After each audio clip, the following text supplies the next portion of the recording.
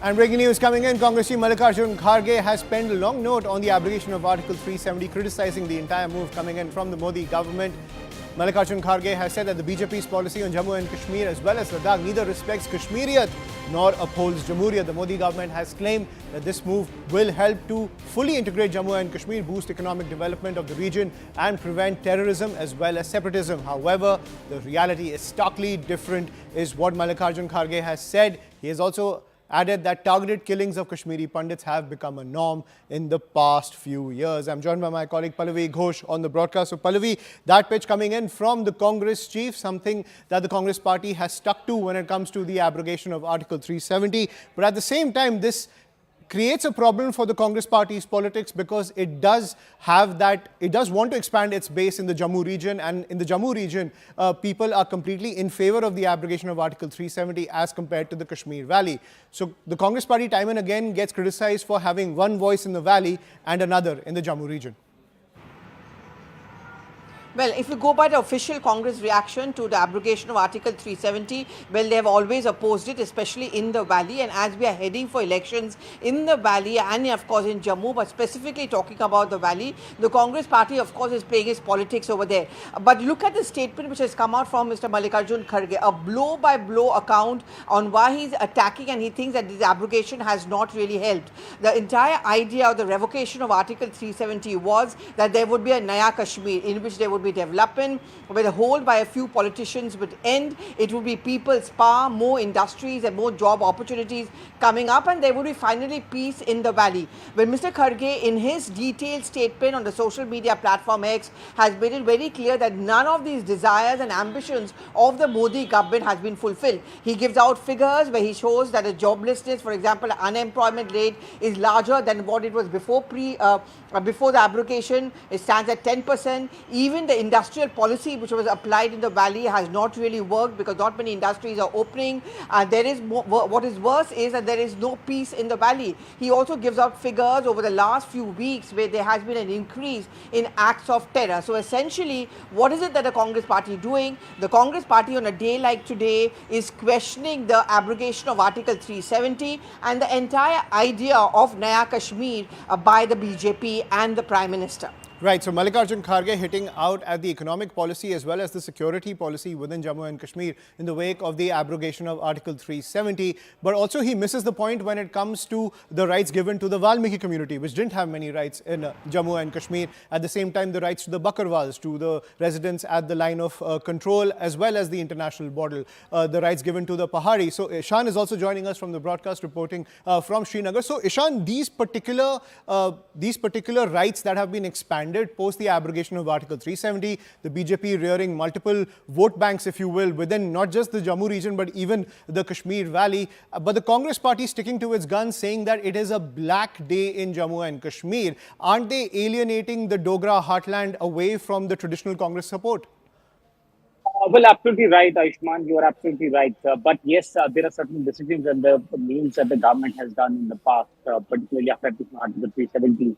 We talked about how Valmiki community has been given their due right to arrest Pakistan refugees who have been living but did not have many rights. They have been given their rights. And at the same time, if you look at Bakarwals or those people who did not have any category, that has been expanded to them as well. So for them, for the BJP, it might look like a vote bank politics, but they are saying that it is for an inclusive development of Jammu and Kashmir that they are taking this decision. Now, all of these moves that they have taken have kind of come under strong opposition from the regional political parties. Now, the Congress has also come into this. They are calling it a black day. The state leaders of Congress is calling it a black day just because that the state was turned into a union territory. They're saying that it has been turned into a union territory, hence it's a black day for them.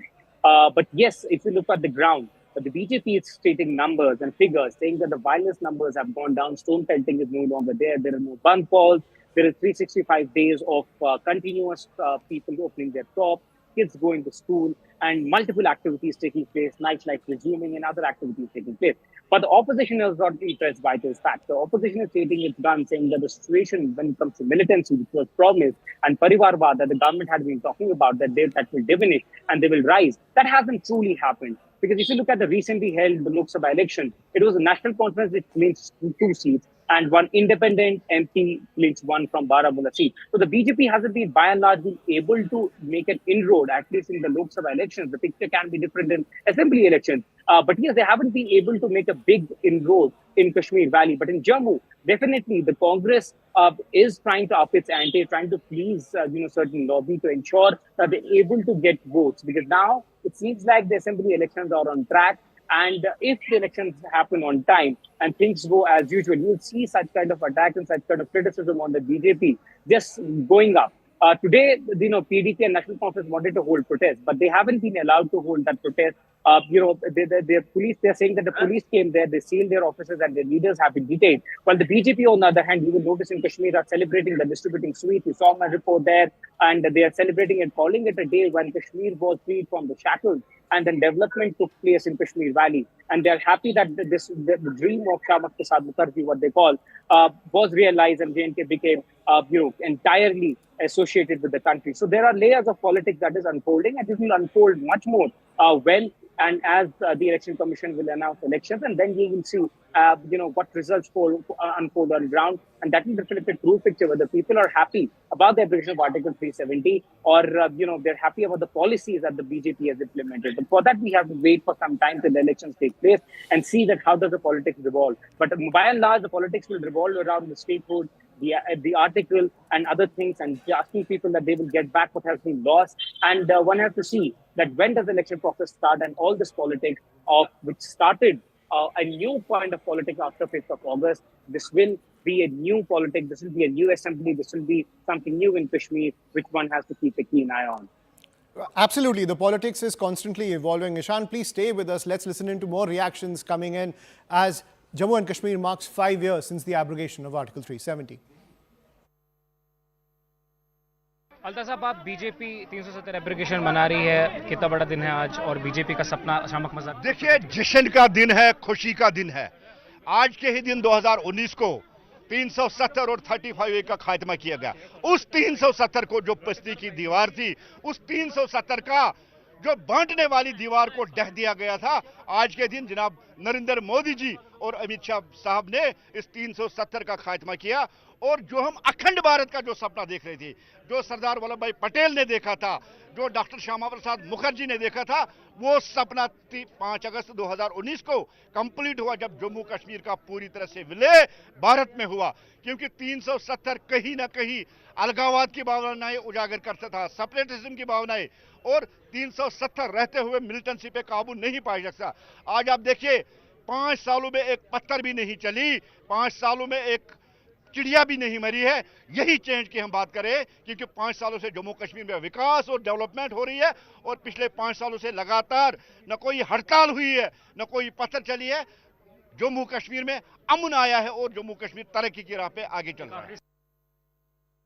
BJP all set to celebrate the 5th anniversary since the abrogation of Article 370 in J&K.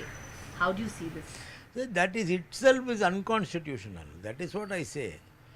Article 370 can be revoked or scrapped only with the permission of the Kashmir Legislative Assembly. Kashmir Legislative Assembly has to pass a resolution to that effect.